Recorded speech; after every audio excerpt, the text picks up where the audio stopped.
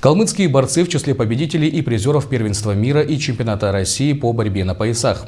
В пресс-центре РИА Калмыкия прошла встреча спортсменов республики с журналистами региональных СМИ. Темой общения стали недавние соревнования в составе юношеской сборной России. Оба калмыцких спортсмена Сергей Клименко и Санжи Каруев – воспитанники Республиканской комплексной спортивной школы Олимпийского резерва. Клименко успешно выступил на первенстве мира по борьбе на поясах среди юношей и девушек 15-17 лет, заняв первое место. Всего в соревнованиях приняли участие более 200 спортсменов из 7 стран. Санжи Каруев же стал бронзовым призером чемпионата мира по борьбе на поясах. В нем приняли участие спортсмены из 26 стран.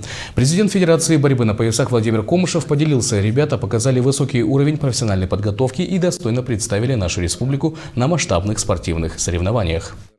Борьбой на поясах я занимаюсь относительно недавно, а так большую часть жизни, всю жизнь я занимаюсь вольной борьбой. Занимался под руководством Сергея Анатольевича в Калмыкии.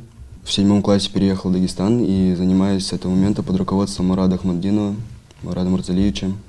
Хочу сказать большое спасибо всем тренерам за предоставленную подготовку. Спасибо всем за поддержку.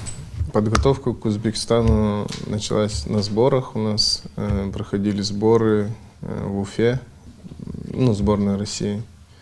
2 недели подготавливались, затем выехали на соревнования. Боролся в весовой категории до 90 килограмм в классическом стиле.